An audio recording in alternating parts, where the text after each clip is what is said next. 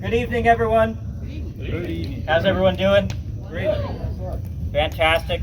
Welcome to Gettysburg National Military Park. My name is Andrew. I'm one of the rangers here. I'm going to be presenting tonight. We're looking at a program time of approximately 45 minutes, give or take, maybe up to an hour. I'll try not to hold you much longer than that, if that's the case. I haven't run through this myself in a full presentation sort of mode, so not to say that y'all are guinea pigs for this, but it's kind of like a one-off thing. So we'll see how long it takes me to get through it. That being said, restrooms available behind us. Water is available in the drinking fountains. Kind of warm out tonight. Take care of yourself. Wear some bug spray. We'll see what we can get done this evening. So before I get started, before I really get into it tonight, I was chatting with some folks before I started the program here, before I got up and got in front of all you, and I told them that I'm descended of Polish heritage, at least on my father's side. But that does not help me, being 2 or 3 generations removed from that. It does not help me in the pronunciation of Vladimir's last name. So the question, or the mystery, is how do you say his last name? You'll probably hear me say it 2 or 3 different ways while I give this presentation. The question is, do you say it the way I do, or do you say it the way that a previous ranger did, or another previous ranger, or do you say it the way that President Roosevelt said it when he gave his speech that we're going to talk about this evening? That is the question. Władimir Krzyżanowski, how did he say his last name? There's an author that I reference a lot during my talk, did a lot of research from him. His name is James Pula. He writes in one of his books that because no one could figure out how to pronounce this guy's last name in his time period when he was alive, he said, just call me Chris. At least to his officers that were of his same rank or maybe higher. If you're below him, you're still calling him sir. In any case, let's go ahead and get started. But we're not going to start at the start of Mr. Krzyżanowski's life. As a matter of fact, if I could get my thing to work here. There we go. We're going to start at the end. We're not just starting at the end, but we're starting at 50 years after the end. 1937, 50 years after this man passes away.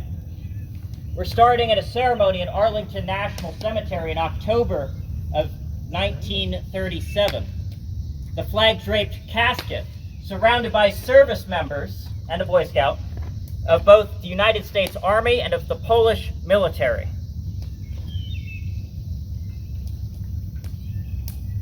Mr. Krzyżanowski wasn't originally buried in Arlington. He's going to be moved there 50 years after his death. He's still interred there today. He hasn't moved since, which is probably a good thing. But we're starting at the end, even after the end. And on that date, in October of 1937, when they reinter him, there's an address given by then President Franklin Roosevelt to commemorate the occasion. And Mr. Roosevelt gives it's like a 5-minute radio address, but I pulled this quote out. He says, and the way he says it, General Krzyżanowski, whose patriotism we commemorate today, is another link to bind us to the people from whom people whom he came in the full tide of youthful promise, when shadows lay over the land which gave him birth. It is a high privilege to bear witness to the debt which this country owes to men of Polish blood. And he continues on for about another 2 minutes on this kind of Polish-American heritage and how it's important to the nation. 50 years after Krzyżanowski is dead. But what does that take us to? Well, if we're already at the end of the story, 50 years after the end of the story, then we have to revert back to the beginning to find out who this guy is.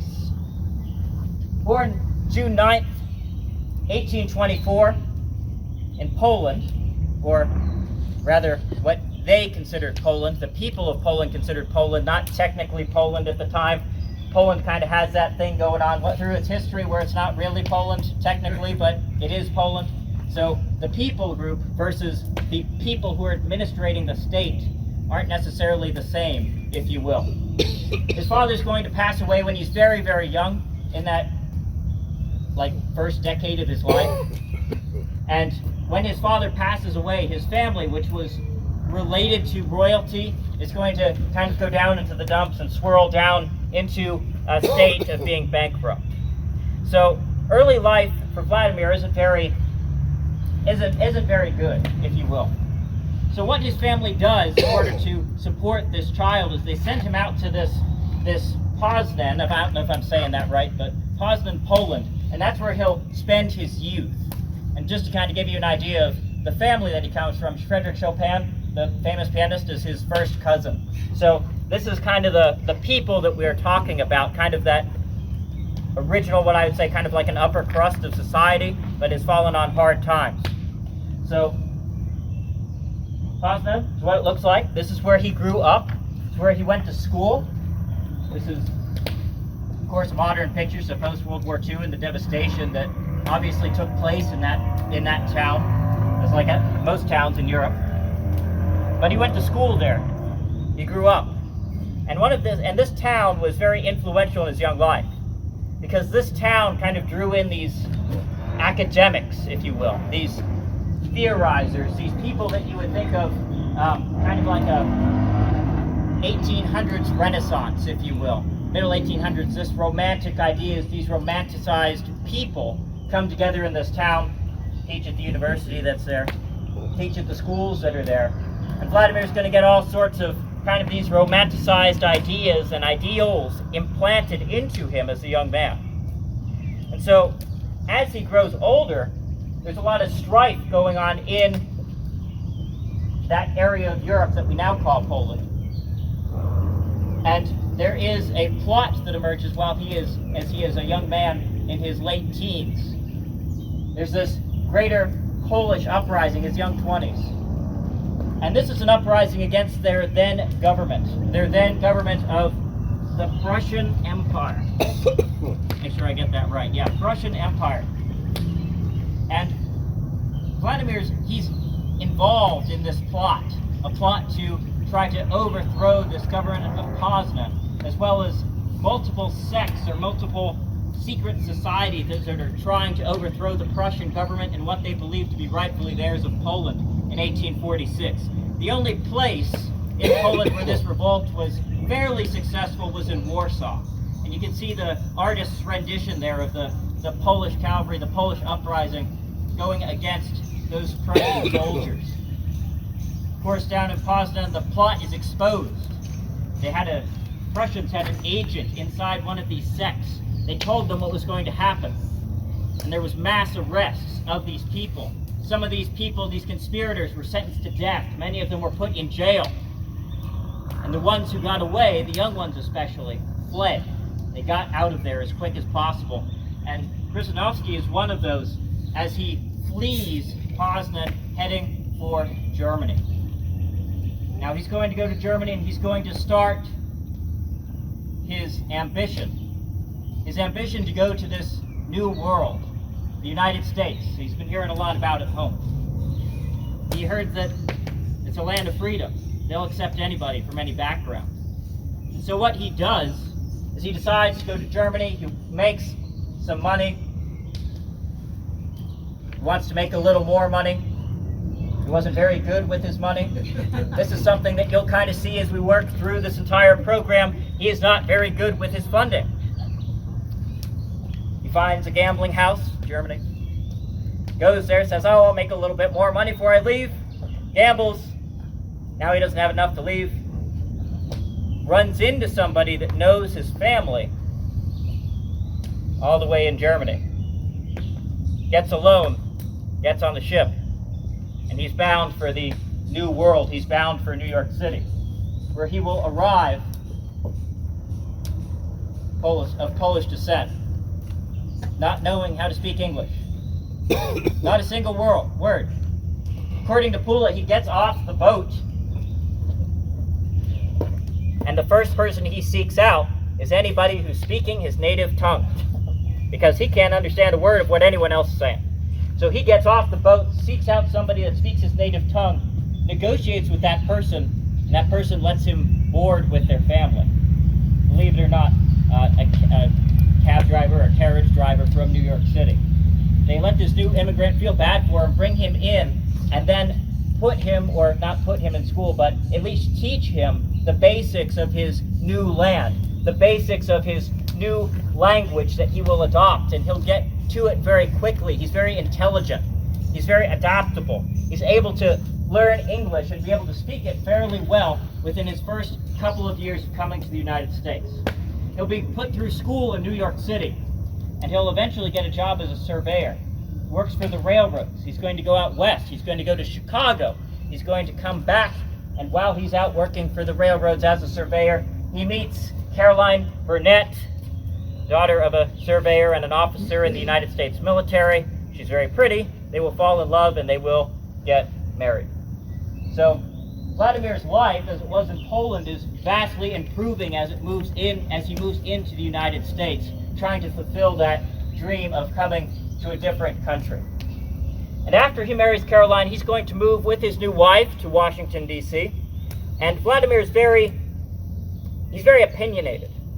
His memoirs are in the archive at our park down in the basement. At least a copy of his memoirs. They were very helpful. They're a very interesting read. They're very insightful into life in the United States in that period between 1850 and 1880. He has really good insight into some of these things. But one thing that he knows is that there's a cancer in the United States that he calls slavery. Slavery is a cancer in this country. And he writes, this is right from his journal, from his memoirs. He says, the institution of slavery could not exist in a country that's dedicated to personal liberty. At least that's his opinion. Why should it exist here? He's going to get very involved in the political spectrum. Becomes a speaker, an orator. This new learned language. And this people group of refugees and exiles that come over into the Polish-American community. And he gets very involved in Republican politics in the 1860s. This is what he writes about the Civil War era. He says, in the North, each man was equal. Each used his own sweat and blood to carve out life, whatever he could. Carve out a life, whatever he could. Then he compares it. He says, in the South, the plantation owners and their families were maintained by the blood, sweat, and tears of the enslaved. It's not the term he uses. I've inserted the newer term for what he said. But that being said, that is direct from him. So he's looking back in his memoir, looking at the causes of this Civil War, this war that he fought in. Of course, that's why we're here tonight at Gettysburg. We're going to get into that piece of his life that we're not quite into yet. But this is what he thinks, even going into the war. He kind of falls on that abolitionist side of the scale, that Republican side of the spectrum in those pre-Civil War years. And as the Civil War kicks off, he's going to join the fight. And he's not going to join it as a general officer. That's not his thing. He's going to enlist into the United States Volunteers. And this is what he says. He says, no civil war was ever fought for a more noble cause. And then he says in his journal, I enlisted partially out of gratitude to this country and partially out of memories of my blood and my boyhood in Poland. So he's ready to go to war. He's going to leave Washington. He's going to leave his wife in Washington. He's going to go back to that city that gave him the start, to New York. And he's going to enlist in the military. But they see promise in this younger man with political connections of Polish descent. And so they decide that they're going to offer him to be an officer. Raise your own company. Kind of like in days of old, you read about the American Revolution, they have these like, you're an officer, you go out, you recruit some people, you get this number of people, you're this rank, etc. Basically, he goes out into the streets of New York City using that knowledge, using that understanding of his native tongue, of what those people in his native land went through, and he begins to recruit. And so, as his regiment forms together, it's going to be the combination of two different units. The Morgan, I have to get this right, the Morgan Rifles and his own, the Polish Legion, form into what becomes the 58th New York 58th Volunteer New York Infantry Regiment. Mustered in October of 1861, they will be put into the field of battle fairly soon after that, becoming a part of the Army assigned to the command of John Fremont, sent down into Virginia in 1862. They're going to get their first taste of battle. One of my colleagues did a program earlier this summer called Seeing the Elephant. This was their Seeing the Elephant, their combat experience. The Battle of Cross Keys in Virginia. Krzyżanowski, leader of the 58th New York Volunteer Infantry Regiment.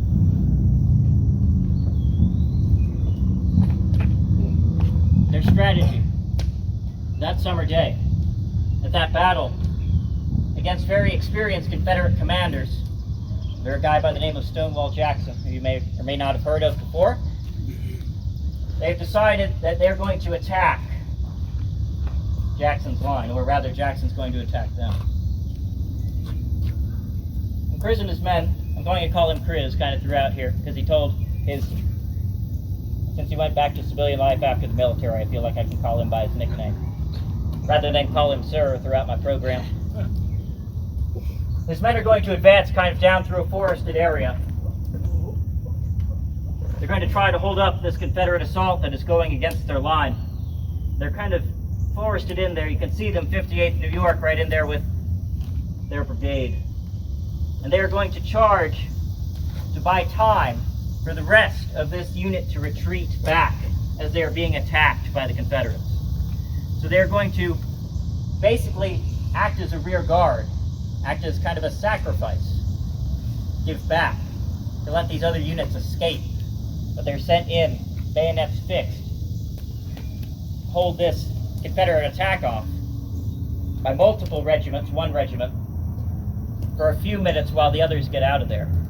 So this is their first taste of action. It's, well, how can I say it? It's terrible, horrible. The quotes that come out of this battle, as with every battle of the American Civil War, they tell the tale. And I think that quote that I have on the next slide for the next battle kind of sums it up pretty well for both. After the Battle of Cross Keys, they end up at the Battle of Second Manassas. They say that battle carpeted the field with the dead and the wounded. That is the experience of battle. You have these young people that they go in, and many of them don't come back. You have these young people that you know, that you've worked with, that you've lived with. They go into battle, and you see them take a hit. You see them fall. We have some younger folks here, so I won't be too graphic. We have quotes here at Gettysburg, like their blood was splattered on my uniform. This is traumatizing for these soldiers that are here. Traumatizing for these soldiers that they serve in the Civil War.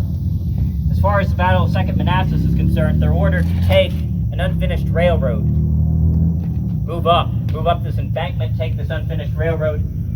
They do that while receiving fire, lots of fire.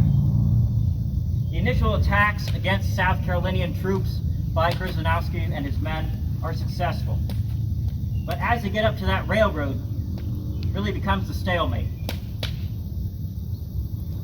While they're in that unfinished railroad area, they hold off attacks by multiple Confederate units until finally being driven back as the Confederate soldiers outflank, and you're going to get this a lot during my presentation, as they outflank Kriz on both ends of his unit. What do I mean by that? Well, a flank is the end of a line. If you think of a line of soldiers, the flank is either end. And what I mean when I say outflanked on either end is the Confederate line, just think of it as longer than the United States line. And so the Confederate line as it comes forward will be longer on both ends. Not great when you're standing in a line that's outflanked on both sides, because they can fire into you from both sides. They can come around you from both sides. They can surround and crush that unit. Kriz knows at Second Manassas he has to get out of there, so his entire unit is going to start falling back. And 11th Corps, which he'll become part of here shortly, gets this reputation. And I'll mention that a little bit here in a second. But after this, Krzyżanowski, becoming a brigade commander, is denied a promotion to brigadier general. A letter is sent on his behalf to President Abraham Lincoln by a gentleman by the name of Carl Schurz, also an immigrant, also a commander of what will become an 11th Corps unit. And Carl Schurz says, "Mr. Lincoln, I think it's about time," very much paraphrasing, "that we get this man promoted to a brigadier general of volunteers." And Abraham Lincoln says, "Yes, I think it is time. I will put it before the Senate for Congress to vote."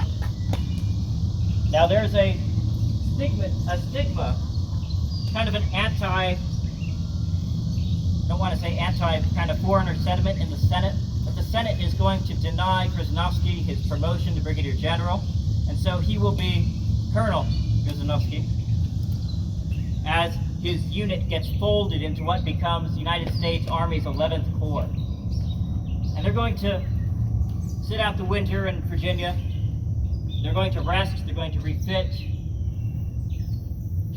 and their brigade, his brigade, as it becomes organized and gets reorganized, is going to be formed of these regiments: the 26th Wisconsin, 119th New York, the 58th New York, the 82nd Ohio, and the 75th Pennsylvania. All of these regiments put in his brigade as part of 11th Corps. 11th Corps' badge, if you will, is the crescent moon seen up there on the screen. And as they equip and train, the freezing weather really takes its toll on these men. You see, there's something else going on that winter, though. The Polish people are at it again over in Europe. This time trying to overthrow the Russians and the Prussians. The rhyming, if you will. And Krzyżanowski and many of his fellow immigrants to the United States are going to take a pot, basically, to try to give money to this uprising. The money doesn't get there in time before another Polish uprising is crushed by the people who have control of that area of the world.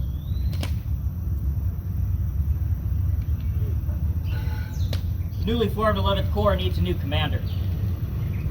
And they're going to appoint a gentleman by the name of Oliver Otis Howard to that role.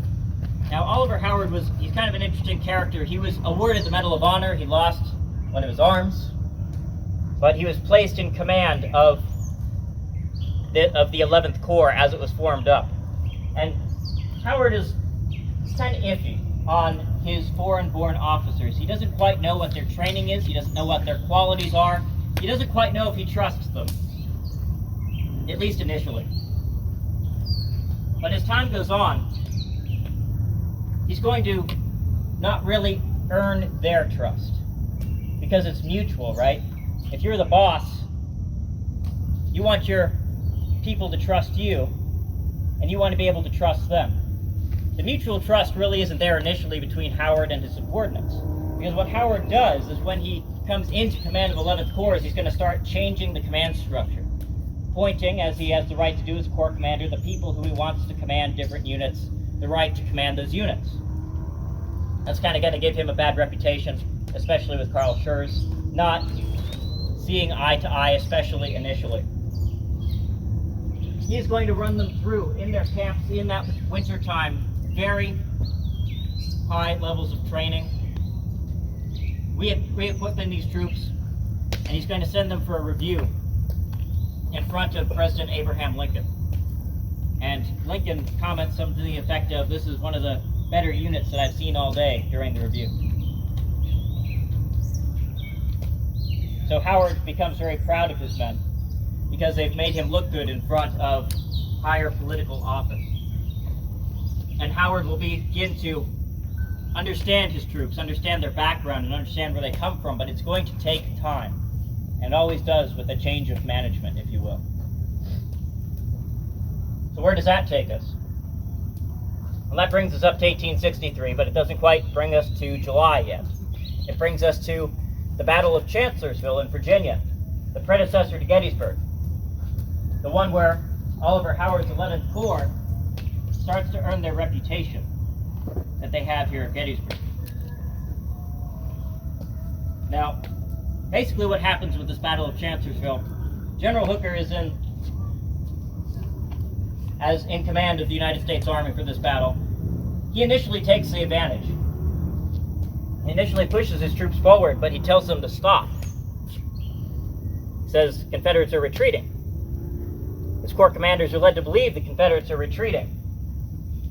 The Confederates are really just changing position. All through the day of the Battle of Chancellorsville, General Howard is getting reports from his different division commanders. Carl Schurz, not from a gentleman here. Barlow, he's off doing something else, has another assignment. Devens, Schurz, von Steinwehr, they're all telling Howard, listen, we know there's something going on here. Can we please turn our men to face the perceived threat of the enemy?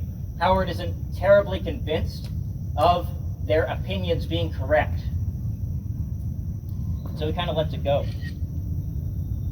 And when the Confederacy does attack, they attack where Carl Schurz thought they were going to attack, coming out of the west and smashing into the side of 11th Corps' line. This isn't good. That first entire brigade, Devens Brigade, is going to be absolutely crushed. As the Confederates come out of the woods, they're unprepared for the attack. These troops have been asking, these commanding officers have been asking to prepare for this attack. They cannot. They cannot change their troop dispositions. Schurz's men, they're going to be able to stand up for this attack not more than 20-25 minutes in the field as they advance across. The Confederates basically steamrolling 11th Corps. They'll finally be semi-stopped, but not soon enough, because the damage to 11th Corps' reputation has been done. This attack crushes United States Army 11th Corps, routs them from the field. Not a good look for Krzyżanowski, not a good look for Schurz, not a good look for von Steinwehr, not a good look for Howard.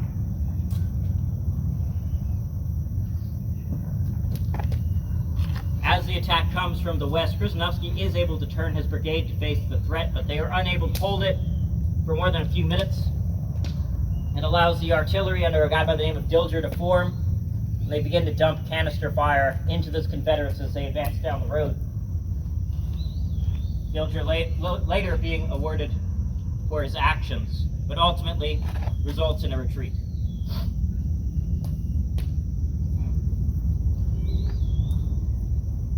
After the Battle of Chancellorsville, the Confederacy begins their march north. Behind that ridge of mountains that you can see off in the distance, the United States Army begins to trail them. And as they march north, some things we kind of don't think about today as these armies are on the move. Imagine what an army smells like as it's on the march. They say you can smell these armies before you can see them. Between the animals defecating in the road, it's something you don't really think about, but if you have, like, the artillery goes first, and then you have the infantry marching behind them, all of that horse manure that is now on the roadway has now been added to your shoes. The sights, the sounds, the smells. The civilians are becoming friendlier as the United States Army comes north into Pennsylvania. But it's raining.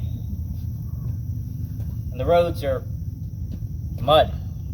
These soldiers trudging up the road, trying to get to wherever they're supposed to go, because on the individual level, these guys have no idea where they're at. They have no idea where they're going. When they get to wherever they're going, they say, yes, I've arrived tonight in Emmitsburg, Maryland. That's where I'm going to spend camp tonight, June 30th, 1863. And then the next day, they will be coming here to this location where we are. Not quite here, but kind of to the north of town anyway. So as the battle opens, July 1st, 1863, here in Gettysburg, initial contact with the Confederacy is going to be made with Buford's cavalry. They're going to be to the west of the town of Gettysburg. United States Army First Corps is up front. They are going to be kind of that second line of defense as they get on the field. They're going to be out to the west of the town of Gettysburg as they get deployed. The problem is the Confederates are not only coming from the west of Gettysburg, the Confederates are also coming from the north of Gettysburg. This is a confusing battle. The south comes from the north and the north comes from the south. That's okay. It'll all work out eventually. So the Confederates have been kind of all over south central Pennsylvania, so they're coming in from the north and from the west. And as they begin to come in from the north, 11th Corps, badly mauled after Chancellorsville, is going to be marching from the south. Going to be deployed to the north of the town of Gettysburg. These men, once they hear the sounds of battle, are told to double quick.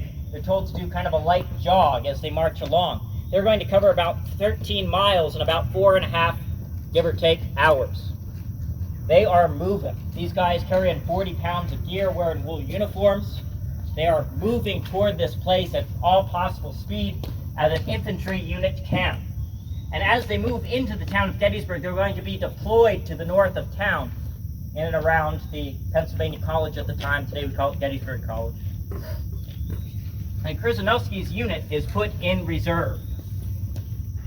11th Corps is going to be posted to the north of the town of Gettysburg to hold back these Confederates that are coming out of the north.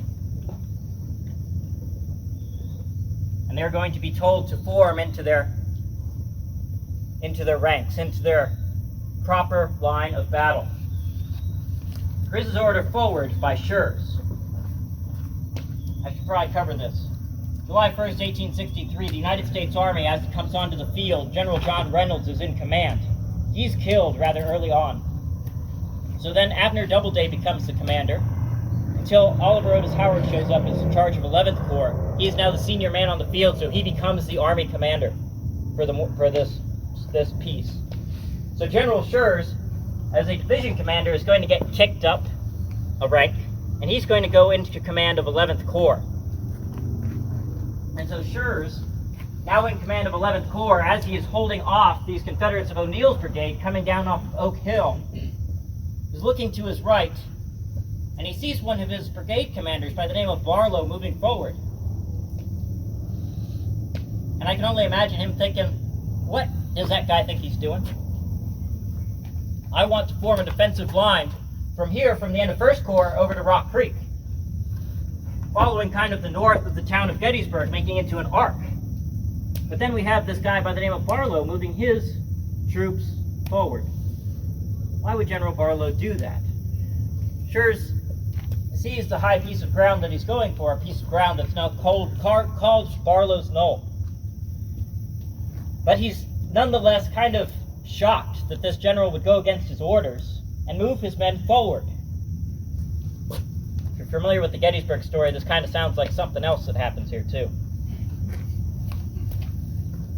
But Barlow moves his men forward. Schurz isn't sure what to do, so he knows he's going to have to bring Krzyżanowski in to bring his brigade up in order to block this hole that Barlow has put in the line. So Krzyżanowski's men, they come forward. They're drawn up in a line of battle, and they immediately start taking cannon fire from the Confederates. And they're going to be put into this kind of situation that I don't think no one really wanted to be put into. These soldiers to hold this line. General Howard has decided that with one of his masses of troops under the gentleman by the name of von Steinwehr, he's going to place his reserve position, his real backup position, his fallback position, way down here to the south of Gettysburg on what's called Cemetery Hill. So while Howard is down here, Krzyżanowski, Schimmelpfennig, Schurz, they're up front, leading their soldiers into battle. The problem is, as more and more Confederates arrive, this badly depleted brigade, because of their last battle, they are quickly outnumbered and they are quickly overwhelmed by the Confederates coming out of the north. Soldiers from Abner Doubleday's command of 1st Corps are going to start to fall back. Soldiers of 11th Corps are going to start to fall back. General Early, coming off of the Harrisburg Road, the Confederates have outflanked the 11th Corps' position. There it is again. Krzyżanowski, being the reserve unit, steps up. When they see the Confederates coming at them, men from Georgia, they are outflanked on both ends. Again, the common theme here, Krzyżanowski's brigade is outflanked on both ends. He knows that he cannot hold his position, that he must pull back from this superior Confederate force. So they'll begin to do that. They'll begin to head back through the streets of Gettysburg, trying to get to Cemetery Hill, the fallback position for this unit. As they're falling back through the streets, there are two particular regiments of Krzyżanowski's brigade that are going to act as rearguard units. There are the 26th Wisconsin Volunteers and the 119th New York Volunteers. One of the members of the 26th said this: "On the retreat on the outskirts of town, a halt was made and the enemy again engaged." So it wasn't a disorderly retreat through town, but rather it was these two units, as everyone else was falling back, trying to hold back the tide of Confederates, if only for a few minutes before they entered into the town. Let me ask you this. How many of us here tonight are first-time visitors to Gettysburg? Oh, a couple of folks. All right, well, we got a lot of locals in the crowd. Excellent. Well, welcome to you first-time folks. Welcome back to everyone else. The thing is, most of these soldiers that fought at Gettysburg, none of them had been here before. They didn't know their way around. So, if they're told to go find this Cemetery Hill, they're running back through the streets. How do you find it? How do you know where to go? There's a natural human reaction that I use on one of my other tours. You go to a concert for the first time at a new venue, and you don't quite know where the entrance is, or you go to a baseball game at a new stadium, you don't quite know where the entrance is, you naturally follow the crowd. So that's what these soldiers are doing as they're falling back to Gettysburg. They're following the crowd as several units of 11th Corps and many units of 1st Corps try to hold off the advancing Confederates.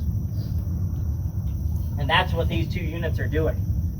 The 119th and 26th both take significant casualties during the battle. And you can see the rates there. I didn't put the percentages up, but they're near 50% casualties. Casualties, just to clear it up, that's not killed necessarily. It's killed, wounded, missing, or captured. So it's not, it's away from the regiment. These people have been affected. Many men from 11th Corps will be captured. As they fall into the hands of the Confederates as they are wounded on the field of battle, they'll be captured by these Confederate infantry as they move into the town of Gettysburg. And Gettysburg itself will become occupied for the next 2 days of battle. Well, what's going on the fallback position on Cemetery Hill? Well, von Steinwehr's brigade is already in place. This is him. And he kind of looks like, has anyone ever watched Hogan's Heroes? He kind of has that Colonel Klink look to him. Von Steinwehr is in place on Cemetery Hill. He's ready to go. All of these soldiers from 11th Corps, they've come fleeing back through the streets of Gettysburg. They run. Krzyżanowski rallies his men as best he can behind a stone wall. Krzyżanowski went missing during the first part of the battle for a little while. As his men had formed up north of town, a bullet pierced his horse. His horse kicked him off, and he came down and landed on his chest on the ground, probably on some sort of rock right in his chest. Not only did it knock the wind out of him, I'd imagine it broke several of his ribs, but he was out of commission for at least a little while during the battle. But by the time his men are retreating back through town, he's seen moving with his soldiers through town. So between his initial deployment out on the field when he gets hurt, and by the time they're retreating back, he's back with his men. But I would imagine quite uncomfortable, very much in pain. His men are put behind defenses, and are given time to rest and recoup from the day's fighting. The Confederates deciding the lower level not to take that hill. So, the sun sets like it has tonight, and it will rise back on July 2nd. And on July 2nd, 11th Corps is on Cemetery Hill. They're on the edge of town. They're right up there on Steinwehr Avenue. Very nice and conveniently named for our commander who was up there, if you're ever wondering who that was named after. And even though they were not directly involved in the battle that was going on down at Little Round Top or over on Culp's Hill. There were bullets flying. Get a nice quote there from a gentleman in the 82nd Ohio. It says that bullets still whizzing past and over us. One young woman coming to the door was struck and instantly killed. Probably talking about Jenny Wade, the only civilian killed during the Battle of Gettysburg. So, writes this later on, but interesting account to bring up in any case. But these soldiers are firing back and forth at the edge of town.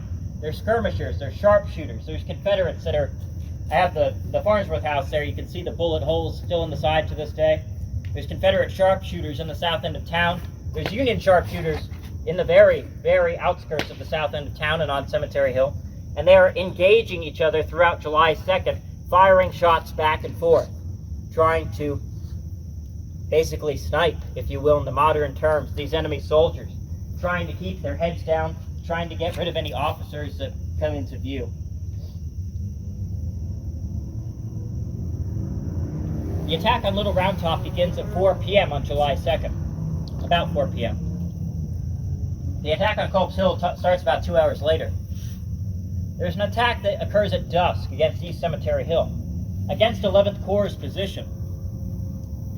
And the Confederates will begin this attack by barraging their position. They'll hit them with cannon fire. Things will start exploding. 11th Corps goes down. They get close to the ground. They hug the earth. They try not to get hit by cannon shells as they're flying overhead. There are reports of these shells, when they burst, the concussion was splitting headstones in the Evergreen Cemetery, to give you an idea of the force behind these weapons. And these soldiers are hunkered down. The current monument to the 75th Pennsylvania, part of Krzyżanowski's brigade, one of them is in the National Cemetery. So it kind of gives you that idea. They were right there on the hill, hiding in that specific spot, trying to get away from this Confederate cannon fire. And as this goes on, Confederate soldiers from North Carolina and Louisiana will begin their attack against East Cemetery Hill. They'll begin to move up that hill. I have Stevens Knoll there as the picture, just to give you an idea. But as the Confederates come up the hill, they'll get into a hand-to-hand fight. I have another interesting quote there. This one is a little bit more graphic, so warfare is at least rated R, though, so I have to throw that out there. William Southerton, 75th Ohio, says this, different, part of 11th Corps, but different brigade. It says, as a force of men sprang to the top of the wall, oh, the burst of fire, the screaming of dying men, we ran our bayonets right through them. What a horrible slaughter. As this is going on, the hand-to-hand fighting on the batteries, Krzyżanowski is forming his men. They have not been ordered to do so, but the 58th New York, the 119th New York are formed into a line of battle. As these troops begin to infiltrate the defenses as they get up and begin hand-to-hand combat with the cannons that are on top of East Cemetery Hill. These artillerists are fighting them with their pieces of equipment. They're fighting them with whatever they can.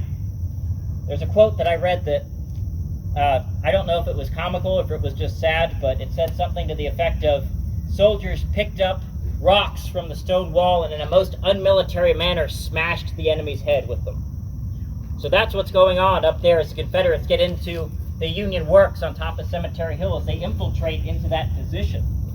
Krzyżanowski, on his own intuition, on his own leadership, forms his brigade as Carl Schurz comes riding back to him and says, oh, your brigade's already formed. I was just going to tell you to form and charge that position, countercharge them. So Krzyżanowski gets with his brigade, and they countercharge this Confederate attack, bayonets to fists on top of Cemetery Hill to try to drive them out of the defenses. And that is what's going on as they simultaneously work that with what's called the Gibraltar Brigade and push out the Confederate attackers from East Cemetery Hill. With that, Confederate attack against that position is going to fall down. The next day, July 3rd, 1863, Pickett's charge, a renewed attack against Lower Culp's Hill. Krzyżanowski's men are going to be under artillery fire again. Confederate gunners overshooting their positions that they are meant to hit on July 3rd near the angle. But for them, the Battle of Gettysburg is pretty much finished. And as the Battle of Gettysburg winds down and these Confederates retreat from the town of Gettysburg, Krzyżanowski's men are moved through the town, and they collect part of their brigade, about 280 Confederate prisoners that have been separated from their command as their army moved out of the town of Gettysburg. After the battle, 11th Corps and 12th Corps, two of the smaller, are transferred out of theater, out of mind, out of sight.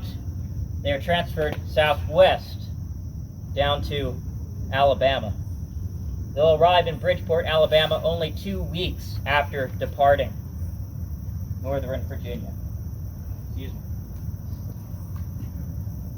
So when they end up, where they end up, they're working on relieving Chattanooga. That's their next campaign. Oh boy, another hard to pronounce name. Probably something I'll mess up, but I'll say it anyway. I'll try it. Wauhatchie. There's quite the mix-up at this battle. A piece of these men get separated. They end up way down, way out of kind of frame here. And 11th Corps is told, okay, well, it's time to go relieve those men. It's time to go find them, time to go break them out, if you will, of being surrounded by the Confederates. The problem is when Krzyżanowski's on the march, there's a little bit of a mix-up of orders. The first thing he hears is, General Howard, we're marching forward. We're going to go relieve those men that are surrounded. But then, Howard's superior, General Hooker, now in command of this kind of group of the military, rides up, says, okay, there's men off to our left, there's Confederates off to our left, we must stop, we must halt, or off to our right, we must halt, attack them, and then we'll move on. Interferes. Carl Schurz rides up and says, why have you men stopped? Keep going. Hooker's aide rides up, says, why are you moving in this direction? You should be moving back toward where you started. Another one of Hooker's aides rides up and goes, why are you moving back to where you started? You should be pushing forward. Krzyżanowski and his men, I would imagine, are rather confused by this point. His officers, his men, probably rather tired of hearing all of these conflicting orders from these Union generals who don't seem to know what they're doing. So, what ends up happening after the battle? Well, there's a court of inquiry. Krzyżanowski's cleared. Carl Schurz kind of taking the blame for no apparent reason, but he's cleared. Not a good look for the United States Army down at the Battle of Wauhatchie. That being said, they drove the Confederates they're attacking off the field, but still this mix-up of orders meant that an entire unit of the United States Army was not relieved from being attacked until much later than they should have been. As this comes to an end, this fighting of Krzyżanowski's career, he's placed in command of a supply depot at Bridgeport, Alabama. And this is going to be one of the staging areas for General Sherman's march to the sea. And all of this supplies is piling up, and Krzyżanowski has to basically figure out what to send where. That's his job. How to send it, where to send it, when to send it, who to send it to. He is in charge of that supply depot. So he'll begin his administrative experience with that sort of moving of goods, moving of stuff around. This is where he starts. Bridgeport, Alabama, in the late periods of the Civil War. But what comes after that? It's victory. The United States is reunited. As the military commander of Northeast Alabama, Krzyżanowski is finally, well, gets a promotion. He goes up from being in charge of supply depot to being in command of Northeast Alabama. Gets finally his promotion to Brigadier General in 1865, in April of 1865, right before the end of hostilities. So, with that, he will decide that he is going to retire from the military. Head on into civilian life. This has been enough for him. So what does he do after the war? As he lives for another 22 years. Math, not my thing. History, my thing. So he'll move in, and he'll get involved again in Republican politics. He talks a lot about kind of this theory that he has, what we would call today like a conspiracy theory against like that the South was conspiring against Abraham Lincoln and the whole Republican Party. Sort of interesting in his journals to read about. But he gets involved in this political movement of the Republicans after the war, not terribly happy about Andrew Johnson being the President of the United States. But he's appointed, as time goes on, by the Grant administration, become a customs inspector in Savannah, Georgia. That's the Savannah Customs House there on the right. And after being in that position for only a couple, not too long, there's charges of corruption. We've moved on from Andrew Johnson. We're now in the administration of Ulysses Grant. There's a lot of kind of these charges of corruption around his administration. And one of those charges of corruption happens in Savannah, Georgia, as part of a business that Krzyżanowski is invested in, them trying to defraud the government of funds. Was Krzyżanowski corrupt in that way? He was cleared by the United States government, by the Court of Inquiry, by the courts. He was cleared by the justice system. But the question, I would think, remains probably to this day, did he participate in a scheme to defraud the United States government? I don't know. I'm going to say no, but it's kind of open to debate. So that's his kind of black mark on his career as he heads into his post-war career. He's transferred out after these charges up to the Pacific Northwest, heads all the way out to the West Coast. He's appointed to a Treasury position by the recommendation of his former commanding officer, Carl Schurz, senator at the time. He's sent first to New Orleans, then to Seattle, and he's detailed up to Alaska. Spends some time up there on the gold rush, gets ready, inspects these goods as they're moving between ports, makes sure everything's legitimate. That's his job. And in Washington State, he met with an old friend of his. This is Edward Salmon. He was an officer in the 11th Corps. He was here at Gettysburg. He was part of what was called the 82nd Illinois Volunteers up on first day. And Carl Schurz said this of him. He said, he was the only soldier at Gettysburg who did not dodge when Lee's guns thundered. He stood up, smoked his cigar, and faced the cannon. So Salmon was a really good friend of Chryz's kind of throughout his military career, and it helps to know people in high places, or it helps to have friends in high places. And Krzyżanowski, you'll start to see him starting to use that political influence to be able to gain him employment in the government after the Civil War. And I'd imagine it's true with a lot of veterans of the American Civil War, if you had friends in high places. After a stint in Washington, he goes down to San Francisco. He's out of government service for a while. He purchases a business, a bar restaurant. It's called the New York Casino in San Francisco. Purchases this place, and it becomes a hub of the Polish community. His whole deal there is that he wants to help new immigrants to the United States. He wants to help these Polish expats that are coming to San Francisco. He has some interesting people that come visit him. A Polish Shakespearean actress comes to learn English here in Krzyżanowski's business. A gentleman who writes books and would later be awarded the Nobel Prize in Literature comes to Krzyżanowski in San Francisco, and Chris helps him get his start as he becomes a citizen of this new place, or at least lives here in the United States for quite a while. December of 1877, Krzyżanowski unfortunately declares bankruptcy. His business has not gone so hot. The after effects of a stock market crash have gotten to the West Coast, and they have shut him down, and he goes into debt.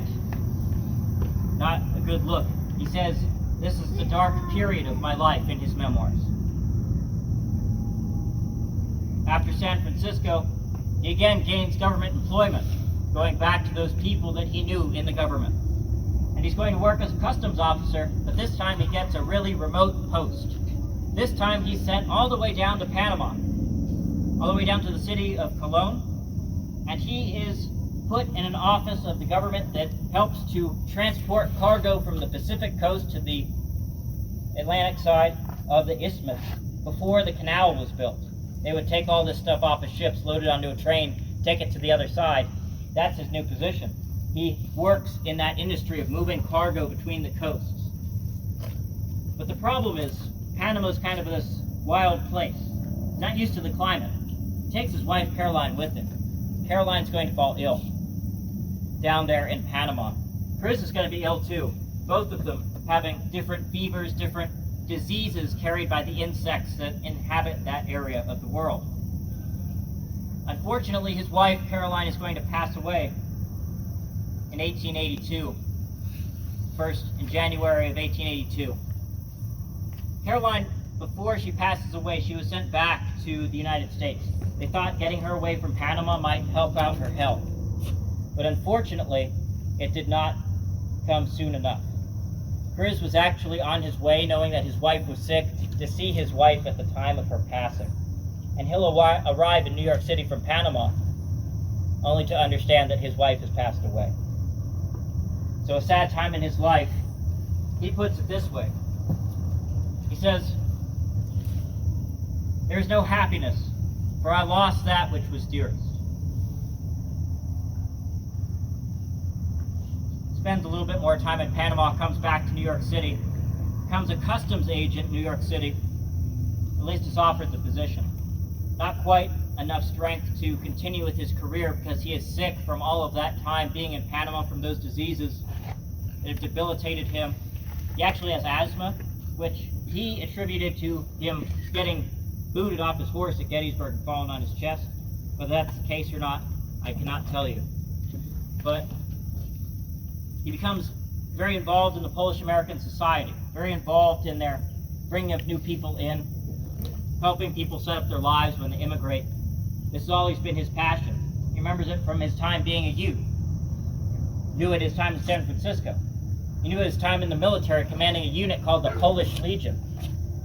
He knew it when he moved back to New York City from Panama. He wanted to help these people coming to the United States. Unfortunately, the illness will get the best of him. Włodzimierz Krzyżanowski is going to pass away 1887. Krzyżanowski will pass away from his illness. So where does that leave us? Well, frankly, that leaves us back at the beginning of this program. Krzyżanowski, 50 years after his death, 50 years after his burial in Brooklyn, New York, is remembered. Maybe by those who served with him, children of those who served with him. And his name is brought up as part of a possibility to commemorate Polish-American heritage when Poland is going through some of its darkest days in the late 1930s, a threat from neighboring Germany once again. And so what they will do is they decide as part of the commemoration of this Polish-American heritage, they're going to disinter him from Brooklyn, and they're going to move him to Arlington National Cemetery. This photograph is taken in Arlington. You can see the open grave there where they will be putting him in. And what's really interesting about this photograph is you can clearly see in it both the American military officers and the Polish military officers attending the ceremony in Washington, or in Arlington. There was a pamphlet that was printed out for this ceremony. And part of it was in Polish. And today when I was putting together this program, or at least part of this program, it's kind of last minute, it's a last minute addition, I decided to translate that to see what it said. It's part of a speech that was given by a editor of a New York newspaper, a Polish editor of a newspaper. And it says this. It says, "Wherever the trails of Polish political exile lead, the roads are marked by monuments of courage and great sacrifice. On the paths of the great Napoleon, in the Pyrenees, in St. Domingo, in the Alps, and on the vast pathless reaches of Russia, Polish arms and the Polish heart wrote our history. At Saratoga and Savannah, at West Point and Gettysburg, wherever Polish volunteers fought, through sheer sacrifice of blood, more lasting than bronze and marble, they left a statue of valor." With his monument going up there the monuments of each of his commands during the Battle of Gettysburg. Sure, we have him in stone, we have him in bronze on the battlefield.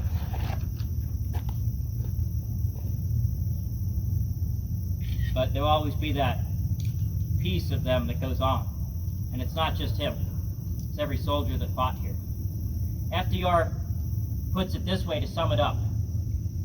FDR said in his speech on that day in October of 1937, "Out of the past they speak to us, to bid to us, to guard the heritage which they helped bestow." It's not just these Polish Americans, that's every soldier who fought here at Gettysburg. It's every soldier who fought in the American Civil War. It's every soldier who was willing to make the sacrifice to grant us the freedom that we so enjoy today. This is his grave today in Arlington with his wife, reunited and together in death forever. With that, folks, I'll ask you if you have any questions. Thank you all so much for coming out to this program. I hope you have a wonderful rest of